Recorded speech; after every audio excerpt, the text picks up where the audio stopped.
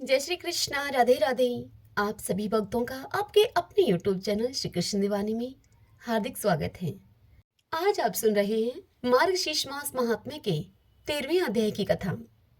सर्वप्रथम भगवान का स्मरण करते हुए सभी बोलिए ओम नमो भगवते वासुदेवाय। श्री राधा कृष्णाभ्याम नमो नमः।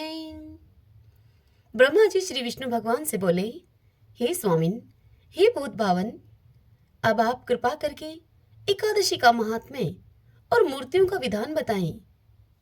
यह सुनकर श्री विष्णु भगवान ब्रह्मा जी से बोले कि हे द्विज शार्दुल, सुनिए, अब मैं आपसे पापनाशनी कथा कहूंगा, जिसे सुनकर ब्रह्माबद्ध आदि पाप नष्ट हो जाते हैं। हे ब्राह्मण, कांपिल्य नगर में वीरबाहु नाम से प्रसिद्ध एक राजा हो गए हैं। वे राजा सत्यवादी, क्रोध पर विजय पाने वाले, ब्रह्मज्ञानी तथा मेरे भक्त थे। उनका स्वभाव बड़ा दयालु था। वे वैष्णवों के भक्त थे और मेरी कथा सुनने में सदा ही रुचि रखते थे। दानी, विद्वान, क्षमाशील, पराक्रमी, जितेंद्रिय तथा अपनी ही स्त्री से स्नेह रखने वाले थे। उनकी स्त्री पतिव्रता, परम साध्वी तथा मेरी भक्ति में तत्पर रहने वाली थी। अपनी उस रानी के साथ वे समूची पृथ्वी का पालन करते थे और मेरे सिवा दूसरे किसी देवता को नहीं जानते थे। वे एक दिन महामुनि भारद्वाज महात्मा वीरबाहु राजा के यहाँ पधारे। उन भारद्वाज मुनि को देखकर राजा ने विधि पूर्वक उन्हें अर्घ्य दिया, उनका स्वागत सत्कार किया, अपने ही हाथ से उनके लिए आसन बिछाया और बड़ी भक्ति से प्रणाम करके मुनि के आगे खड़े होकर वे उनसे बोले कि हे ब्रह्मर्षि, आज मेरा जन्म सफल हो गया है। परमात्मा भगवान विष्णु मुझ पर बहुत प्रसन्न है, जिससे कि आप जैसे योगीराज ने आज मेरे घर पर पदार्पण किया है। आपकी पवित्र दृष्टि पड़ने से आज मैं कोटि कोटि पापों से मुक्त हो गया हूँ। राजा की इस बात को सुनकर भरद्वाज मुनि उनसे बोले, हे महाभाग, तुम भगवान विष्णु के भक्त हो। उत्तम प्रजाओं से युक्त वह धरती धन्य है जिसकी तुम रक्षा करते हो। जहाँ का राजा भगवान विष्णु का भक्त न हो, उस राज्य में निवास नहीं करना चाहिए। जंगल और तीर्थ में निवास करना अच्छा है, परंतु वैष्णवहीन राज्य में रहना कदापि श्रेष्ठकर नहीं है। जहां भगवत भक्त राजा इस पृथ्वी का शासन करता है, उस पाप शून्य राजा को बैकुंठ मानना चाहिए। जैसे मंत्रहीन आहुति, मरे हुए बछड़े वाली गाय का दूध। दशमी विधा एकादशी। दशमी विधा एकादशी का अभिप्राय है दशमी के साथ मिली हुई एकादशी। लंबे लंबे केश रखने वाली विधवा तथा स्नान के बिना व्रत, ये सब श्रेष्ठ नहीं माने जाते। उसी प्रकार बिना वैष्णव का राज्य भी अच्छा नहीं है। हे राजन, मैंने जो तुम्हारी ओर देखा है, उससे मेरी दृष्टि सफल हो गई है। जो तुमसे यह वार्तालाप कर रही है, यह मेरी वाणी भी आज सफल हो गई है। तुम भगवान विष्णु के भजन में तत्पर रहने वाले परम पवित्र राजा हो। मैंने तुम्हारा दर्शन कर लिया। तुम्हारा कल्याण हो, तुम सुखी रहो। अब मैं जाऊंगा। भरद्वाज मुनि राजा वीरबाहु से इतना कह रहे थे कि उसी समय महारानी कांतिमती ने भी आकर मुनिश्रेष्ठ भारद्वाज को प्रणाम किया। तब मुनि ने उन्हें आशीर्वाद देते हुए उनसे कहा कि सुंदरी, तुम सौभाग्यवती और पतिव्रता रहो। हे शुभे, भगवान विष्णु में तुम्हारी अविचल भक्ति हो। तत्पश्चात राजा ने भारद्वाज मुनि से पूछा कि हे मुनिश्रेष्ठ, मैंने पूर्व जन्म में कौन सा पुण्य किया है जिससे कि मुझे अकंटक राज्य, गुणवान पुत्र, मुझ में मन को लगाए रखने वाली परम सुंदरी एवं भगवत भगत यह पत्नी की प्राप्ति हुई। हे मुनि, मैं कौन था और मेरी यह स्त्री कौन थी? राजा की इस बात को सुनकर भरद्वाज मुनि ने उनसे कहा कि हे राजन, तुम पूर्व जन्म में जीव हिंसा परायण शूद्र थे, नास्तिक, दुराचारी, परस्त्रीगामी, कृतघ्न, उदंड और सदाचार से शून्य थे। परंतु तुम्हारी जो यह स्त्री है, यह पूर्व जन्म में भी तुम्हारी ही पत्नी थी। इसके लिए मन, वाणी और क्रिया के द्वारा सेवन करने योग्य तुम्हारे सिवा कोई दूसरा नहीं था। यह पतिव्रता नारी निरंतर तुम्हारी ही सेवा में रहती थी। तुम पाप कर्मी थे, इसीलिए मित्रों ने तुम्हारा साथ छोड़ दिया, भाई बंधुओं ने तुम्हें त्याग दिया। तुम्हारे पूर्वजों ने जो धन संचित कर रखा था, तुम्हारा वह सब धन नष्ट हो गया। धन नष्ट हो जाने पर, इतना हो जाने पर भी तुम्हें भोग की अभिलाषा जो की तो बनी रही। पूर्व कर्मों के परिणाम से तुम्हारी यह खेती भी चौपट हो गई। उस दशा में तुम्हें सबने छोड़ दिया, परंतु इस साध्वी स्त्री ने प्रतिदिन क्षीणकाय होती हुई भी तुम्हारा साथ नहीं छोड़ा, तुम ही नहीं छोड़ा। तुम सभी ओर से विफल मनोरथ होकर इस निर्जन वन में चले गए और वहां अनेक प्रकार के जीवों को मारकर अपना पोषण करने लगे। इस प्रकार रहते हुए तुम्हें बहुत वर्ष बीत गए। फिर एक दिन की बात है, एक महामुनि राह भूलकर उधर आ निकले। वे श्रेष्ठ ब्राह्मण थे और उनका नाम देव शर्मा था। उन्हें दिशा का भी ज्ञान नहीं रह गया था। वे भूखे और प्यास से अत्यंत पीड़ित होकर दोपहर के समय उस वन में गिर पड़े। उस दुख से पीड़ित ब्राह्मण को देखकर तुम्हारे मन में दया आ गई। वे बूढ़े थे और तुमसे अपरिचित भी थे। अपरिचित होने के बावजूद भी तुमने उनका हाथ पकड़कर उनको उठाया और उनसे कहा कि हे ब्रह्म ऋषि, तुम कृपा करके मेरे आश्रम पर चलो।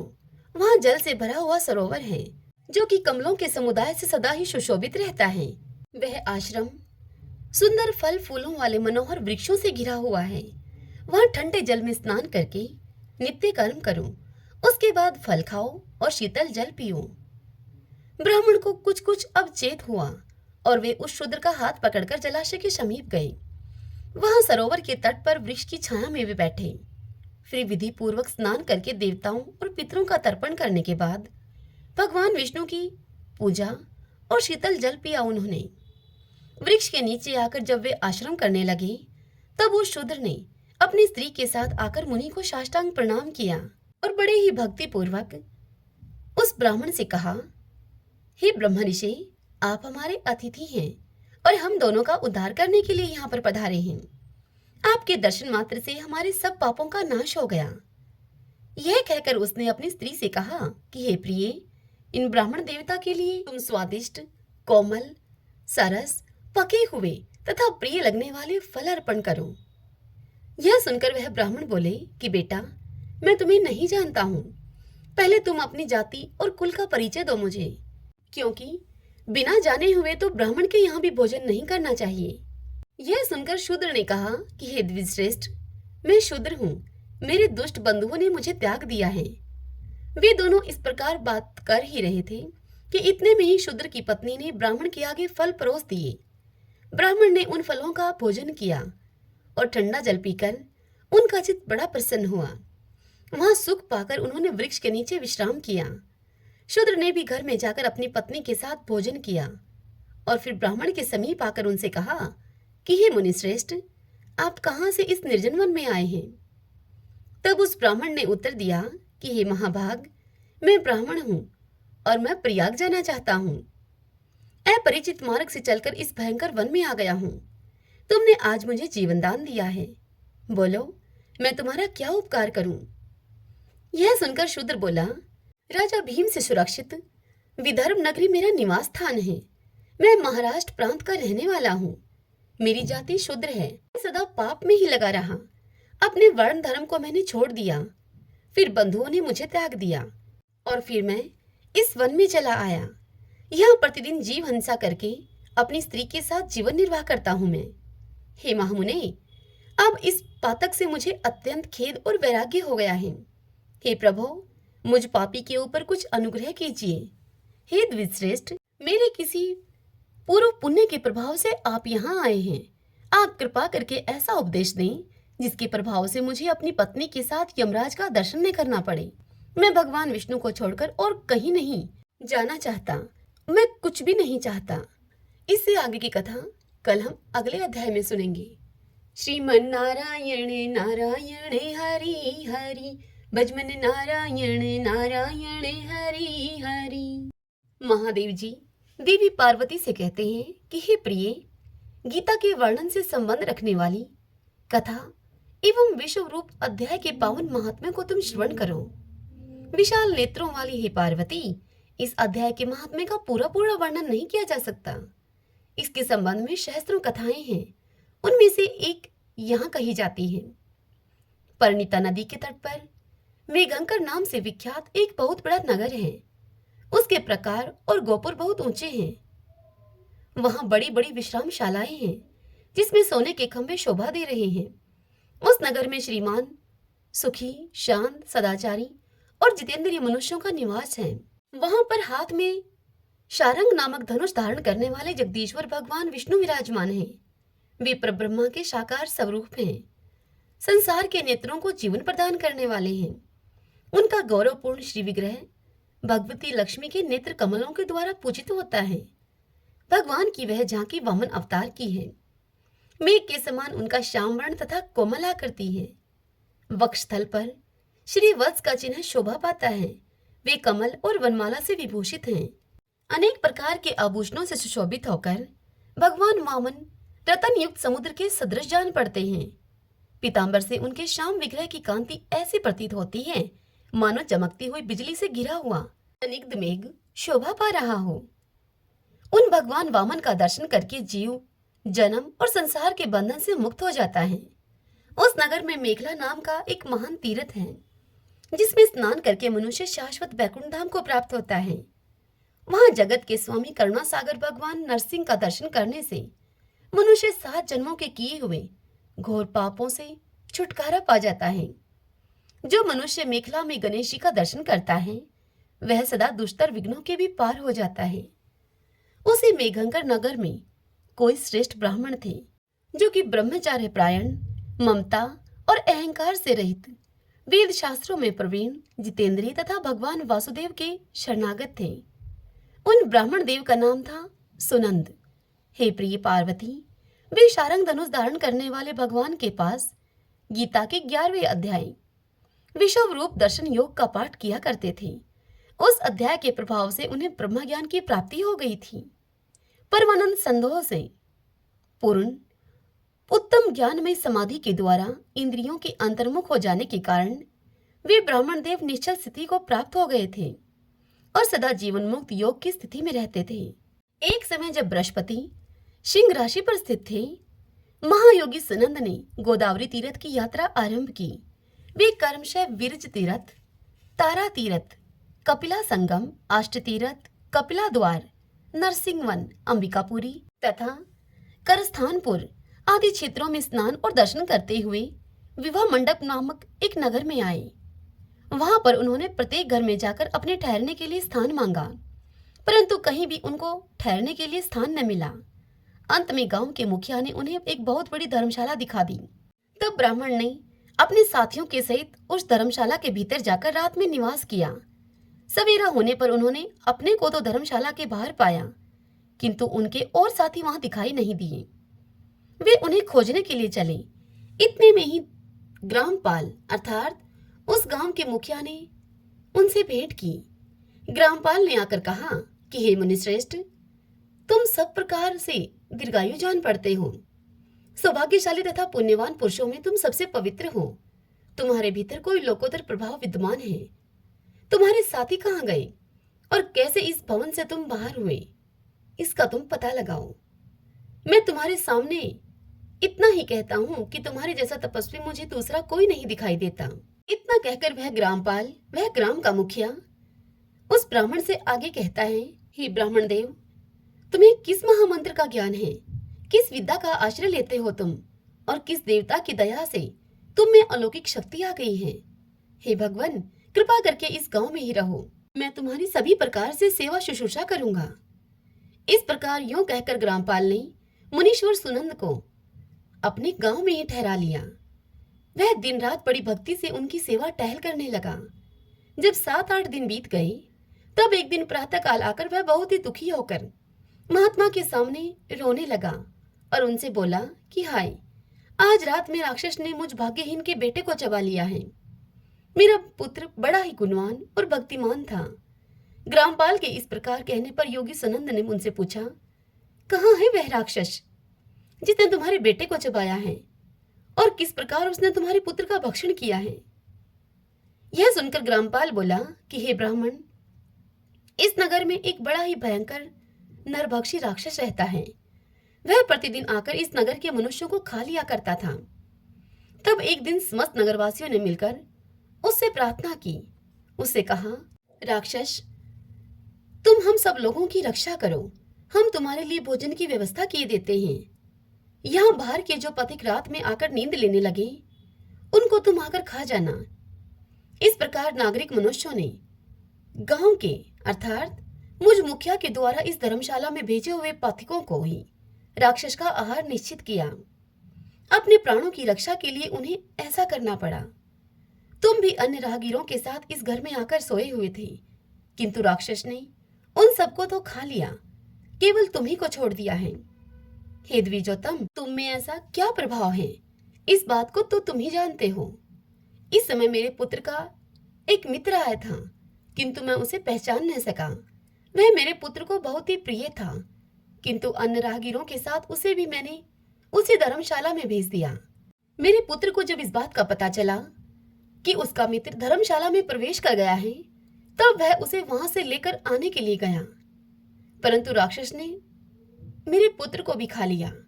आज सवेरे मैंने बहुत दुखी होकर उस पिशाच से पूछा कि ओ दुष्ट आत्मन, तूने रात में मेरे पुत्र को भी खा लिया।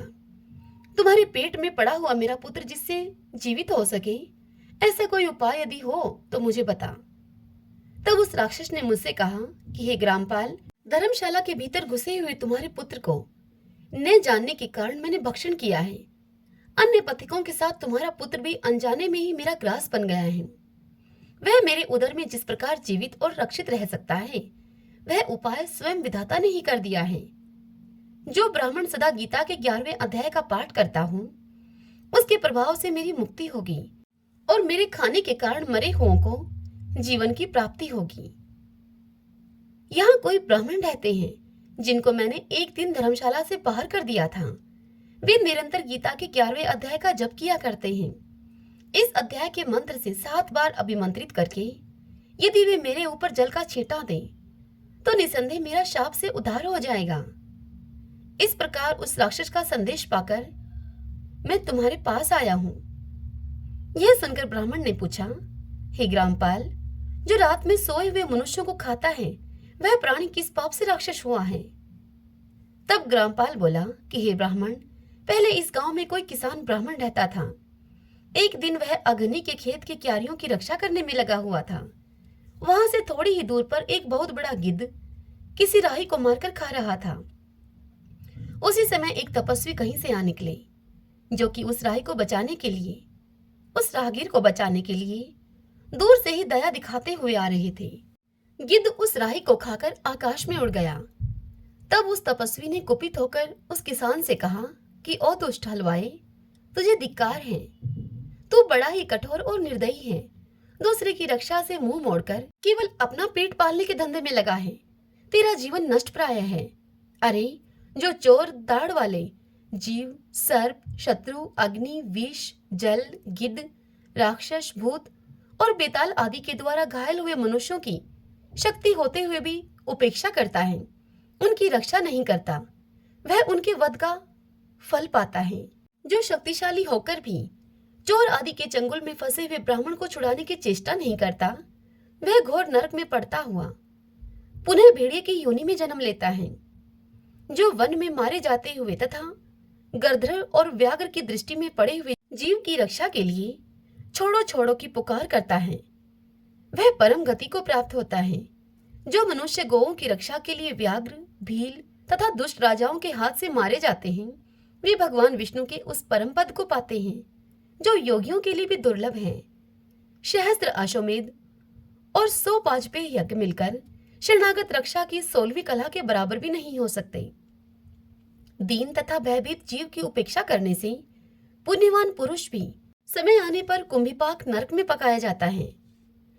तूने दुष्ट गिद्ध के द्वारा खाए जाते हुए राहगीर को देखकर उसे बचाने में समर्थ होते हुए भी तूने उसकी रक्षा नहीं की, इससे तू निर्दयी जान पड़ता है।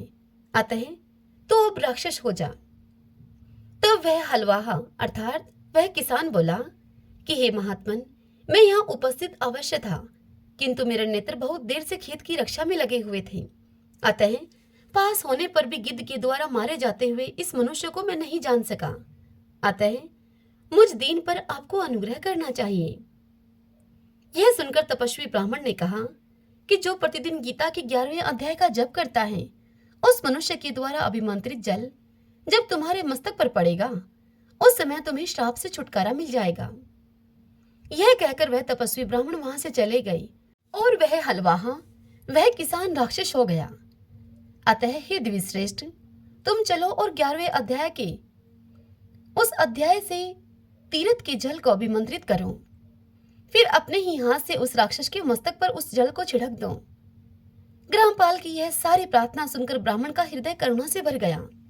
वे बहुत अच्छा कहकर उसके साथ राक्षस के निकट गए। वे ब्राह्मण योगी थे। उन्होंने विश्व रूप दर्शन नामक 11वें अध्याय से जल अभिमंत्रित करके उस राक्षस के मस्तक पर डाला। गीता के अध्याय के प्रभाव से वह श्राप से मुक्त हो गया। अब उसने राक्षस देह का परित्याग करके चतुर्भुज रूप धारण कर लिया और उसने जिन सहस्त्रों पथिकों का भक्षण किया था, जिन राहगीरों को उसने खाया था, वे भी शंख चक्र और गदा धारण किए हुए चतुर्भुज रूप हो गए। तत्पश्चात वे सभी विमान पर आरूढ़ हुए। इतने में ही ग्रामपाल ने राक्षस से कहा कि हे निशाचर, मेरा पुत्र कौन है? मुझे मेरा पुत्र दिखाओ। ग्रामपाल के इस प्रकार कहने पर दिव्य बुद्धि वाले राक्षस ने कहा कि ये जो तमाल के समान श्याम, 4 भुजाधारी, माणिक्यमय मुकुट से सुशोभित तथा दिव्य मणियों के बने हुए कुंडलों से अलंकृत हैं, हार पहनने के कारण जिनके कंधे मनोहर प्रतीत होते हैं, जो सोने के भुजबंदों से विभूषित, कमल के समान नेत्र वाले, सनिग्ध रूप तथा हाथ में कमल लिए हुए हैं और दिव्य विमान पर बैठकर देवत्व को प्राप्त हो चुके हैं, इन्हीं को अपना पुत्र समझो। यह सुनकर ग्रामपाल ने उसी रूप में अपने पुत्र को देखा और उसे अपने घर ले जाना चाहा। यह देखकर उस ग्रामपाल का पुत्र हंस पड़ा और अपने पिता से वह इस प्रकार कहने लगा। वह बोला, हे ग्रामपाल, कई बार तुम भी मेरे पुत्र हो चुके हो। पहले मैं तुम्हारा पुत्र था, किंतु अब देवता हो गया हूं। इन ब्राह्मण देवता के प्रसाद से वैकुंठ धाम को जाऊंगा मैं। देखो, यह निशाचर भी चतुर्भुज रूप को प्राप्त हो गया है। 11वें अध्याय के महात्म्य से ये सब लोगों के साथ श्री विष्णु धाम को जा रहा है। अतः तुम भी इन ब्राह्मण देव से गीता के 11वें अध्याय का अध्ययन करो और निरंतर उसका जप करते रहो। इसमें संदेह नहीं कि तुम्हारी भी ऐसी ही उत्तम गति होगी। हे तात, मनुष्यों के लिए साधु पुरुषों का संग सर्वथा दुर्लभ है, वह भी इस समय तुम्हें प्राप्त है। अतः अपना अभिष्ट सिद्ध करो। धन, भोग, दान, यज्ञ, तपस्या और पूर्व कर्मों से क्या लेना है? विश्व रूपा अध्याय के पाठ से ही परम कल्याण की प्राप्ति हो जाती है। पूर्णानंद संदोह स्वरूप श्री कृष्ण नामक ब्रह्मा के मुख से कुरुक्षेत्र में अपने मित्र अर्जुन के प्रति जो अमृतमय उपदेश निकला था, वही श्री विष्णु का परम तात्विक रूप है। तुम उसी का चिंतन करो। वह मोक्ष के लिए प्रसिद्ध रसायन है। संसार भय से डरे हुए मनुष्यों की आदि व्याधि का विनाशक तथा अनेक जन्म के दुखों का नाश करने वाला है। मैं उसके सिवा दूसरे किसी साधन को ऐसा नहीं देखता हूँ। अतः तुम उसी का अभ्यास करो। महादेव जी देवी पार्वती को यह कथा सुनाकर आगे कहते हैं कि हे पार्वती, इस प्रकार से अपने पिता को यों कहकर वह ग्रामपाल का पुत्र श्री विष्णु के परम धाम को चला गया। तब ग्रामपाल ने ब्राह्मण के मुख से उस अध्याय को पढ़ा। फिर वे दोनों ही उसके महात्म्य से विष्णु धाम को चले गए। हे देवी पार्वती, इस प्रकार तुम्हें 11वें अध्याय की महात्म्य कथा सुनाई है। इसके श्रवण मात्र से महान पातकों का नाश हो जाता है। श्रीमन नारायण नारायण हरि हरि, भजमन नारायण नारायण हरि हरि। गोकुल में एक मोर रहता था। वह हर रोज श्री कृष्ण के द्वार पर बैठकर भजन गाया करता था। मेरा कोई न सहारा बिन तेरे, गोपाल संवरिया मेरे। मेरा कोई न सहारा बिन तेरे, घनश्याम संवरिया मेरे। रोज भगवान आते जाते और उसका यह भजन सुनते, लेकिन उसकी ओर ध्यान ही नहीं देते। अब उस मोर को यह भजन गाते गाते, ऐसा करते करते 1 साल पूरा हो गया, अर्थात 1 साल बीत गया। मोर बिना चूके रोज यह भजन गाता रहा। भगवान उसके ऊपर कोई खास ध्यान नहीं देते, बस उसका यह भजन सुनते और प्यारी सी मुस्कान देकर उसे चले जाते। इससे ज्यादा कुछ नहीं।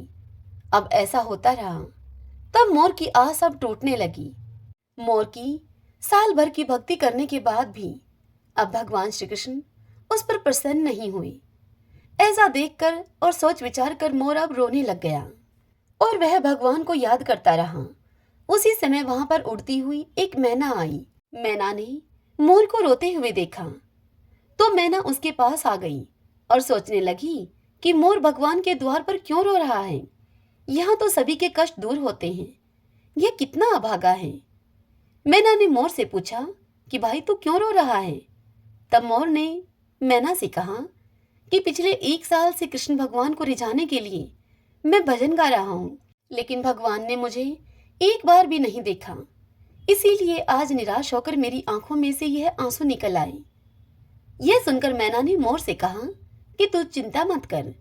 और फिर मैना उसे बताने लगी कि भाई मैं बरसाने से आई हूँ, तुम भी मेरे साथ बरसाने चलो।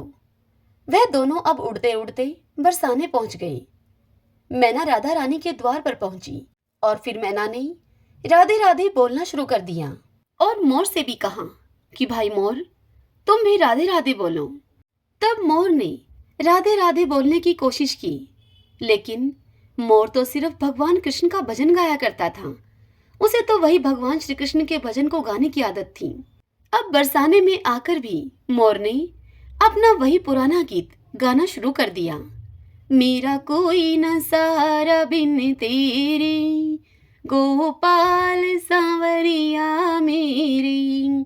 मेरा कोई न सहारा बिन तेरे, घनश्याम सांवरिया मेरे। जब राधा जी के कानों में मोर के इस गीत की यह आवाज सुनाई पड़ी, तब वह भागकर मोर के पास आई और प्रेम से उसे अपने गले से लगा लिया और उसे बहुत प्यार किया राधा जी ने। राधा जी मोर के साथ ऐसा बर्ताव कर रही थी जैसे कि मानो उनका कोई पुराना परिजन वापस आ गया हो। और फिर राधा जी ने मोर की बहुत खातिरदारी की और उसे पूछा कि तुम कहाँ से आए हो। अब मोर बहुत ही खुश हो गया। मोर ने राधा जी से कहना शुरू कर दिया कि जय हो राधा रानी की, जय हो राधा रानी की। और फिर मोर राधा जी से कहने लगा कि आप करुणा की मूर्ति हो, ऐसा मैंने सुना था, लेकिन आज देखकर यह साबित हो गया। मोर की इस बात को सुनकर राधा रानी ने मोर से पूछा कि तू ऐसा क्यों कह रहा है। तब मोर ने राधा जी को बताया कि मुझे साल भर हो गया शाम धुन को गाते गाते, लेकिन कन्हैया ने मुझे कभी देखा तक नहीं। मोर की इस बात को सुनकर राधा जी मुस्कुराने लगी। वह मोर के मन की पीड़ा को समझ गई और उसका कारण भी राधा रानी ने मोर से बतलाया। राधा रानी ने मोर से कहा कि तुम वापस गोकुल जाओ, लेकिन इस बार तुम पुराने गीत की जगह राधे राधे बोलना। मोर का मन तो नहीं था बरसाने को छोड़कर गोकुल में जाने का, लेकिन राधा रानी के कहने से वह बरसाने को छोड़कर गोकुल आ गया और फिर राधा रानी के कहने के मुताबिक लगा बोलने राधे राधे राधे राधे। जब भगवान श्री कृष्ण के कानों में यह आवाज पड़ी तो वह भागते हुए मोर के पास आए और उस मोर को गले से लगा लिया और उससे पूछा कि तुम कहाँ से आए हो। जब भगवान श्री कृष्ण ने मोर को गले से लगाया तो मोर बहुत खुश हो गया और सोचने लगा कि 1 साल तक आपके नाम की धुन गाता रहा, लेकिन मेरी तरफ आपने देखा तक नहीं। आज मैंने राधे राधे की धुन लगाई, राधे राधे की धुन गाई, तो आप भागते भागते चले आए। तब भगवान मुस्कुराने लगे और उन्होंने मोर से पूछा कि पहले तुम यह बताओ कि तुम कहाँ से आए हो। मोर तो सांवरिया से मिलने के लिए तरस रहा था और वह आज अपने घनश्याम से अपनी सारी शिकायतें दूर कर लेना चाहता था। उसने प्रभु को याद दिलाया कि मैं वही मोर हूँ जो पिछले 1 साल से आपके द्वार पर आपके नाम की धुन का भजन गा रहा हूँ। सर्दी गर्मी सहन करता हुआ 1 साल तक आपके द्वार पर मैं डट के पड़ा रहा, लेकिन आपने कभी मेरी तरफ देखा भी नहीं। फिर मैं बरसाने चला गया। वहीं पर श्री राधा रानी के दर्शन मैंने पाए। तब श्री कृष्ण भगवान बोले उसे कि तूने राधा रानी का नाम लिया, यह तुम्हारा वरदान साबित हो गया। अब मैं तुम्हें वरदान देता हूँ कि जब तक यह सृष्टि रहेगी तुम्हारा पंख सदा मेरे शीश पर विराजमान रहेगा। श्रीमन नारायण नारायण हरि हरि, भजमन नारायण नारायण हरि हरि। अब हम श्री विष्णु सहस्त्रनाम स्तोत्र का पाठ करें। यस्य स्मरण मात्रेण जन्म संसार बंधनात् विमुच्यते, नमस्तस्मै विष्णवे प्रभविष्णवे, नमः समस्त भूतानामादि भूताय भूभृते, अनेक रूप रूपाय विष्णवे प्रभविष्णवे। ओम विश्वम विष्णु है वषट्कारो भूत भव्य भवत प्रभु है, भूतकृत भूत भाव भूतात्मा भूत भावने, भूतात्मा परमात्मा च मुक्तानां परमागति है। अब यह पुरुष साक्षी क्षेत्रज्ञो अक्षर एव च, योगो योग विद्याम नेता प्रधान पुरुषेश्वर है, नारसिंह वपु है, श्रीमान केशव पुरुषोत्तम है, सर्व शिव स्थाणु भूतादि निर्भय है, संभव भावनो भ्रता प्रभु प्रभु ईश्वर है, स्वयंभू है शंभुरादित्य पुष्कराक्षो महासुन है, अनादि नित्नो दाता विद्याता धातुरुत्तम है, अपरमेयो हर्षिकेश पदम नाभो अमर प्रभु है, विश्वकर्मा मनुस्त्वष्टा सत्विष्टो सत्विरो ध्रुव है, आग्रह है शाश्वत कृष्ण है, लोहिताक्ष प्रतर्दन है, प्रभु त्रिकुब्धाम पवित्रम मंगलम परम, ईशान प्राण दे प्राण ज्येष्ठ श्रेष्ठ प्रजापति है, हिरण्यगर्भ भूगर्भ माधवो मधुसूदन है, ईश्वरो विक्रमी धनवी मेधावी विक्रम कर्म है, अनुत्तमो दुरादर्श कर्तव्य कर्तिरात्म्यवान है, सुरेश शरणम शरम विश्वरीता प्रजा भवः, अह संवत्सरो व्याल है प्रत्यय सर्वदर्शन है, अजय है सर्वेश्वर सिद्ध सिद्धि सर्वादिरच्युत है, वर्षा कपिर में आत्मा सर्वयोग विनीय सरत है, वसु है वसु मना है सत्य समात्मा असम्मति है समय है, अमोघ है पुंडरी काक्षो वर्षकर्मा वर्षा करती है, रुद्रो है बहुशिरा है बबरू है विश्व योनि शुचिश्रवा है, अमृत शाश्वत स्थाणु वरारो महातपा है, सर्वज्ञ सर्व विद्वानो विश्वक्षिनो जनार्दन है, वेदो है वेद विद्यांगो वेदांगो वेद विद कवि है, लोकाध्यक्ष सुराध्यक्ष धर्माध्यक्ष कर्ता करत है, चतुरात्मा चतुर्व्यूह चतुर्दृश्य चतुर्भुज है, भ्राजिष्णु भोजनम भोक्ता शेषणु जगदादिजय है, अनगो विजयो जेता विश्व योनि पुनर्वसु है, उपेंद्रो वामन प्रांशु अमोघ सुचि ऊर्जित है, अतीन्द्रिय है संग्रह सर्गो धर्तात्मा नियमोयमय है, वेदो वैदय सदा योगी वीर माधवो मधु है, अतीन्द्रियो महामायो महोत्साहो महाबल है, महाबुद्धि महावीर्यो महाशक्ति महादुति है, अनिर्देश वपु है श्रीमान अमे आत्मा महाद्रीद्रक है, महिश्वासो महिव्रता श्रीनिवास सताम गति है, अनिरुद्ध सुरानंदो गोविंदो गोविंदाम पति है, मरीचि है दमन हंसो शो पर्णो भुज गोतम है, हिरण्यनाभ सूतपा पदम नाभ प्रजापति है, अमृत्यु है सर्वद्रक है सिंह संदाता संधिमान स्त्र है, अजो है दुर्मुष्ण शास्ता विश्वतात्मा सुरारिया है, गुरु है गुरुत्तमो धामो सत्य सत्य पराक्रम है, निमिष है अनिमिष है सत्रगवि वाचस्पति रुधारदी है, अग्रणी है ग्रामणी है श्रीमान न्याय नेता समीरण है, शस्त्र मूर्धा विश्वात्मा शस्त्राक्ष शस्त्रपात, आवर्तनो निर्वर्तात्मा संवर्त सन पर मर्दन है, अह संवर्तको वहनीय अनिलो धरणीधर है, सुप्रसाद प्रश्नात्मा विषवदरक विषव भुग विभु है, सत्कृता सत्कृत साधु जहनो नारायणो नर है, असंख्यो अपरमे आत्मा विशिष्ट शिष्ट कर सूची है, सिद्धार्थ है सिद्धि संकल्प है सिद्धि दय सिद्धि साधन है, वर्षाई वर्ष भो विष्णु वर्ष परवा वर्षोदर है, वर्धनो वर्धमान है विविक्त श्रुति सागर है, सुभजो दुर्धरो वाग्मी महेंद्रो वसुधो वसु है, नीक रूप व्रत रूप है सिप विष्टि प्रकाश ने है, औजस्ते जो दूती दर प्रकाशात्मा प्रताप ने है, रिद्ध स्पष्ट अक्षरो मंत्र चंद्राशो भास्कर धोती है, अमृतम शुद्ध भानु शशबिंदु सुरेश्वर है, औषधम जगते सेतु सत्य धर्म पराक्रम है, भूत भव्य भवननाथ है पवने पावनो अनलय है, काम काम कृतकांत है काम है काम प्रदय प्रभु है, युगाधिकृत युगावर्तो नेकमायो महाशन है, अदृश्य अव्यक्त रूप शस्त्रजित अनंत जित है, इष्टो अवशिष्ट शिष्टेष्ट शिखंडी नवशो वर्ष है, क्रोध क्रोध कृत करता विश्व बाहु महीधर है, अच्युत प्रतित प्राण है प्राण दो वासवानुज है,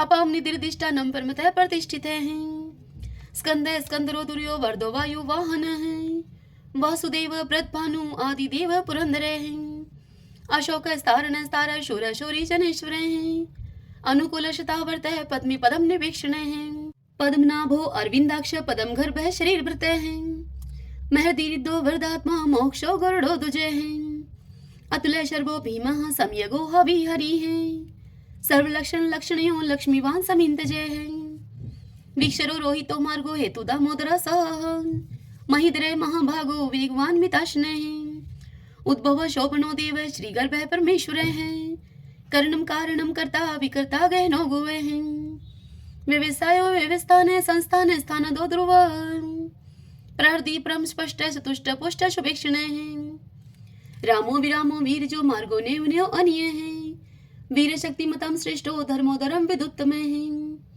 वैकुंठ पुरुष प्राणे प्राणदय प्रणवय प्रथु हिरण्यगर्भ शत्रुघ्नो व्याप्तो वायुर्दोक्षजे ऋतु है सुदर्शन काल परमेष्टि परिग्रह उग्र संवत्सरो दक्षो विश्रमो विशव दक्षिणे विस्तार स्थावर स्थाणु परमाणम बीजम व्ययम अर्थो अनर्थो महाकोशो महाभोगो महाधने अनिर्विणय सत्विष्ट अभूह धर्म यूपो महामखे नक्षत्र नेमी नक्षत्री शमय शामय शमी हने यज्ञ इज्य महेजे चे कर्तुस्त्रम स्ताम गति सर्वदर्शी विमुक्तात्मा सर्वज्ञो ज्ञानम उत्तमम सुवर्त सुमुख सूक्ष्म सुघोष सुखद सुहृत मनोहरो जीत क्रोधो वीरबाहु विधारणे स्वापने सर्वशो व्यापी नीकात्मा नीक क्रम कृत वत्सरो वत्सलो वत्सी तरतन गर्भ धनेश्वर धर्म गोप धर्म कृत धर्मी शत अशत शर्म अक्षरम अविज्ञाता शस्त्रांशु विधाता कृत लक्षण गपस्तीने मी सत्वस्त सिंहो भूत महेश्वर आदिदेवो महादेवो देवशो देव भृत गुरु उत्तरो गोपतिर्गोप्ता ज्ञान गम्य पुरातने शरीर भूत भृत भोक्ता कपिंद्रो बुरी दक्षिणे सोमपो अमृतपः सोमः पुरुषित पुरुषोत्तम विनियुजे सत्य संदो दाशार्य सात्वतम पति जीवो अविनता साक्षी मुकुंदो अमित विक्रमे अंबो निदिर्णंतात्मा मोदधिशयो अनंत के अजय है मारे है स्वभाव जीता मित्र प्रमोदने आनंदो नंदनो नंद सत्य धर्मा त्रिविक्रमे महर्षि कपिलाचार्य कर्तघ मेदनी पति त्रिपद त्रिदशा अध्यक्षो मास्टरं कृतांत करते महावराहो गोविंद सुषेण कनकांगदी गुह गभीरो गहनो गुप्त चक्र गदाधरे वेदा स्वंगो अजित कृष्णो दृढ़ संकर्षण अच्युत वर्णो वारुणो वृक्ष पुष्कराक्षो महामना भगवान भगानंदी वनमाली हलायुदय आदित्यो ज्योतिरादित्य शैषणो गतिस्तम शुधन्वा खंड परशु है दारुणो द्रविण प्रदय द्विस्पर्क सर्वदृग व्यासो वाचस्पतिरियो निजय त्रिशामा शाम गय शाम निर्वाणम बीजम मिष्के संन्यास कृत्सम शांत निष्ठा शांति प्रायणम शुभांगम शांति दय सत्रष्टा कुमुदय कुवलेशय गोहति गोपतिर्गुप्ता वृषभाक्षो वर्ष प्रिय अनिवर्ति निर्वर्तात्मा संक्षिप्ता श्रीमकर शिव श्रीवत्स्वक्षा श्रीवास श्रीपति है श्रीमतांबर श्रीदह श्रीश श्रीनिवास श्रीनिधि श्री विभावने श्रीद्रह श्रीक्रह श्रेय श्रीमान लोकत्रयाश्रय स्वक्ष स्वंग स्थानंदो नंदिर ज्योतिर्गणेश्वर विजितात्मा विधेयात्मा सत्कीर्ति छिन संशय उदृण सर्वत चक्षु अनिश शाश्वत अस्त्र भूषयो भूषणो भूत विशोक शोक नाशने अर्चिस्मान अर्चित कुंभ विशुद्धात्मा विशोधने अनिरुद्धो अप्रतिरथ प्रद्युम्नो अमित विक्रमे कालने मीनिहा वीर शौरी शूर्जनेश्वर त्रिलोकात्मा त्रिलोकेश केशव केशिहारी कामदेव कामपाल कामिकांत कृतागमे अनिर्देश बपु विष्णु वीरो अनंतो धनंजय ब्राह्मण्यो ब्रह्माकृत ब्रह्मा ब्रह्म ब्रह्मा विवर्धने ब्रह्माविद ब्राह्मणो ब्रह्मी ब्रह्माज्ञो ब्राह्मण प्रिय महाकर्मो महाकर्मा महातेजा महोरगे महाक्रतु महायुज्वा महायगो महावीर सत्वय स्तव प्रिय स्तोत्रम स्तुतरण प्रिय पूर्ण पुरिता पुण्य पुण्य कीर्ति अनामय मनोजव तीरथ करो वसुरेता वसुप्रदय वसुप्रदो वासुदेवो वसु है वसु मनाहावी सद्गति है सत्कृति है सत्ता सद्भूति सत्य प्रायणे सूरसेनो यदुश्रेष्ठ सन्निवास स्वया मुने भूतावासो वासुदेव सर्वासु निलयो अनिल द्रपः दृप्तो दृप्तो दुर्दुरो अपराजित विश्व मूर्ति, महामूर्ति, दीप्त मूर्ति, अमूर्ति माने, अनेक मूर्ति अव्यक्त है, शत मूर्ति शतानने। एकोनेक स्वः किमित तत्पद अनुत्तमम्, लोकबंधु लोकनाथो माधवो भक्त वत्सलः। सुवर्ण वर्णो हेमांगो व्रांग चंदनांगदी, वीरहा विश्व शून्यो गर्ताशी अचल चलः। एमानी मन दो मानो लोक स्वामी त्रिलोक द्रक, सुमेधा मेद जो धन्य सत्य मेधा धराधर। तेजो वृषो दुतिधर सर्वशस्त्र प्रताम्बर। प्रग्रो निग्रो व्यग्रो नेक श्रृंगो गदागर जय। चतुर्मूर्ति चतुर्बाहु चतुर्व्यूह चतुर्गति है, चतुर आत्मा चतुर्भाव चतुर्वेद विद एक पात। समावर्तो अनिर्वर्तात्मा दुर्जो दुर्ति कर्म है, दुर्लभो दुर्गमो दुर्गो दुरावासो दुरारिया है। शुभांगो लोक सारंग सुतंतु सुतंतु वर्धन है, इंद्र कर्मा महाकर्मा कर्तकर्मा कर्तागम है। उद्भवो सुंदरो सुंदो रत्ननाभ सुलोचन है, अर्को वाशन श्रृंगी जयंत सर विजयी है। स्वर्ण बिंदु अक्षोभय सर्वागी सुरेश्वर है, महाहदो महागतो महाभूतो महानिधि है। कुंदय कुंदरय कुंदय पर्जने पावनो अनिल है, अमृताशो अमृतोपु सर्वज्ञ सर्वतो मुखे है। शूलुभ है शुवर्त सिद्ध शत्रुज शत्रुतापने है, ने क्रोध उदम्बरो अशुत चाणुरांत निशूदने है। शस्त्रार्ची सप्त जीव सप्तदा सप्त वाहने है, अमूर्ति अनग अचिंत्य भय करद भय नाशने है। अणुः व्रतः कृश स्थूल गुणवृत निर्गुणे महाने, ऐद्रते सवद्रते श्वासे प्रागवंशो वंशवर्धने। भारव्रत कथिते योगी योगीश सर्व कामदे, आश्रम शर्मण श्याम सुपर्णो वायु वाहन। धनुर्धरो धनुर्वेदो दंडो दमिता दमय, अपराजित सर्वशहो नियंता नियमो अयमय। सत्ववान सात्विक सत्य सत्य धर्म प्रायण, अभिप्राय प्रियारो अर्ह प्रियकृत प्रतिवर्धन।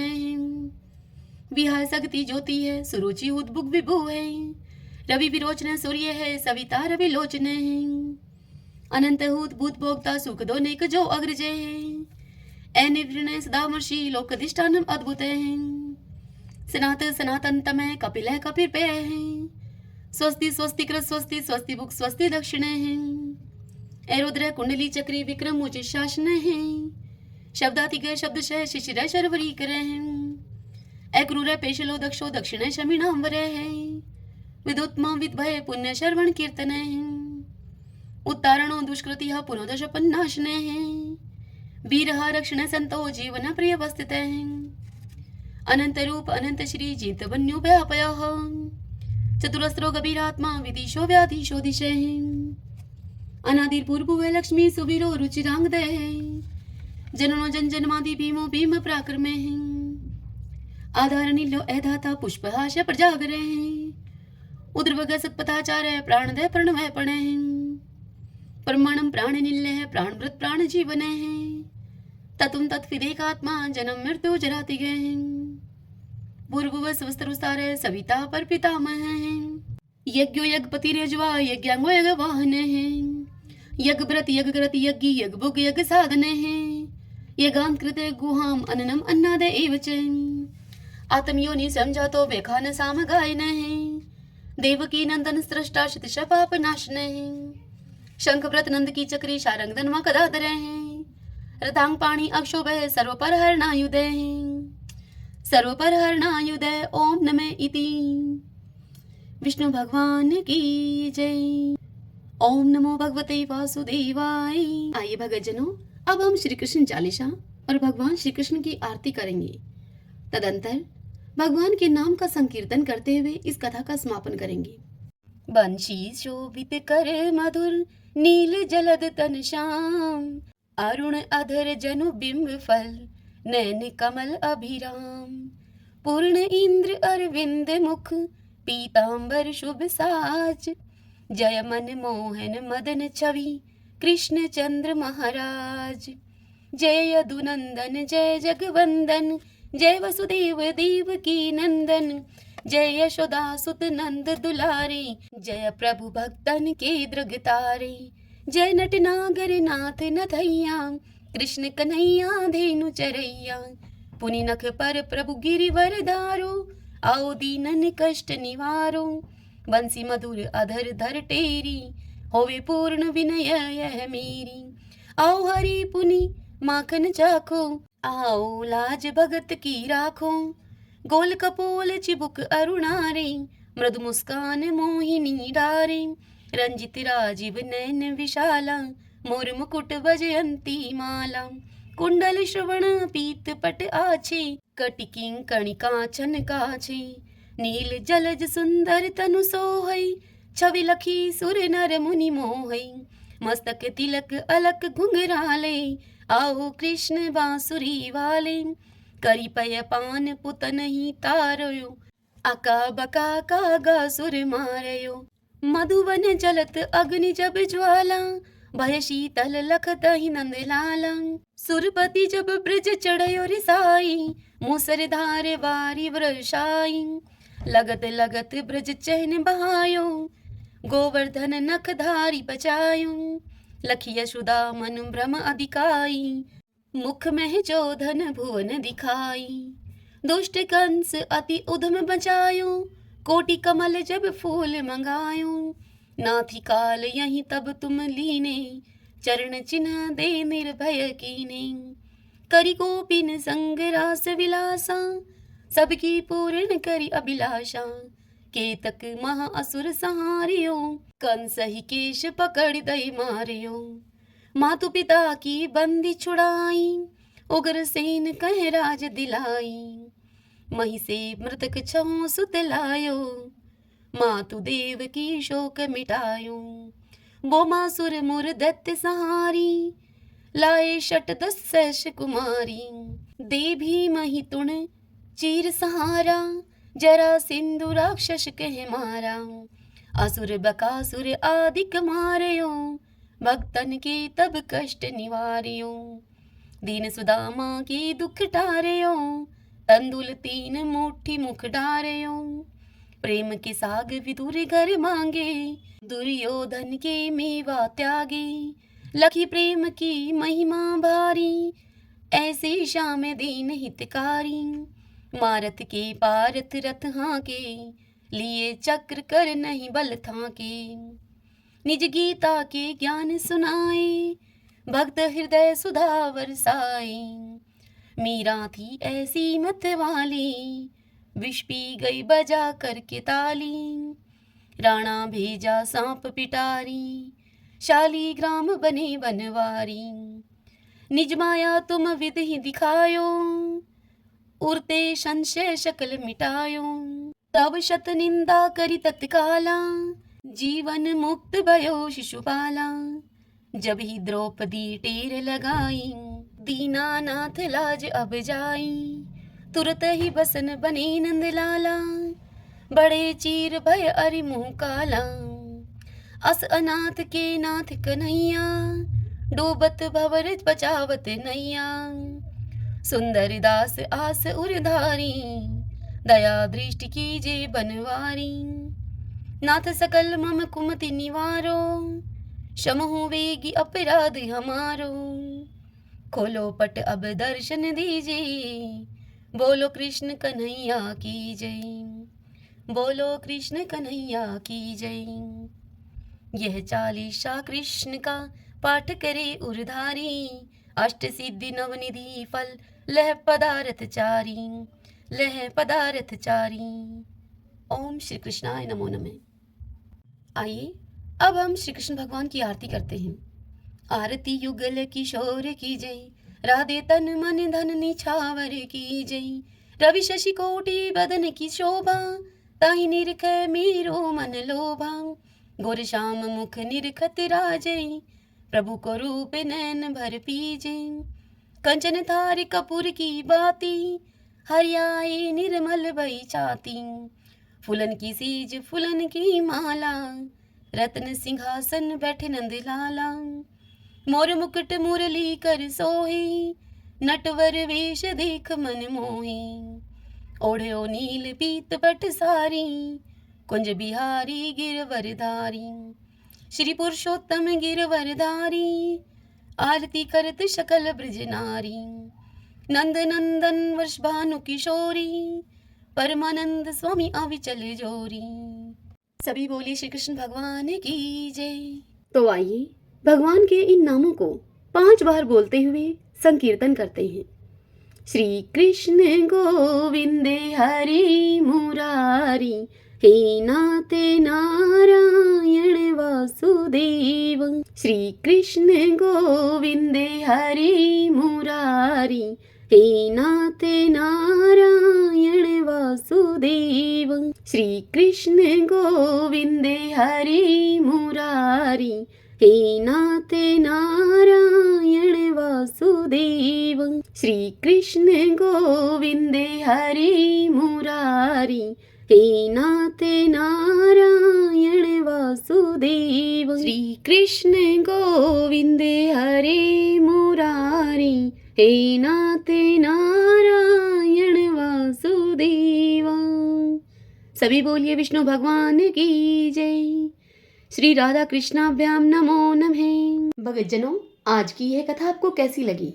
यदि आपको यह कथा उपयोगी लगी हो तो इस वीडियो को आप लाइक करें और कमेंट बॉक्स में जय श्री कृष्णा लिखिए। और यदि आप हमारे चैनल पर पहली बार आए हैं तो आप हमारे इस चैनल श्री कृष्ण दीवानी को सब्सक्राइब कर लीजिए। बेल आइकन के बटन को भी प्रेस कर लीजिएगा ताकि आपको आने वाले सभी वीडियोस की जानकारी सबसे पहले उपलब्ध हो सके। हरे कृष्णा।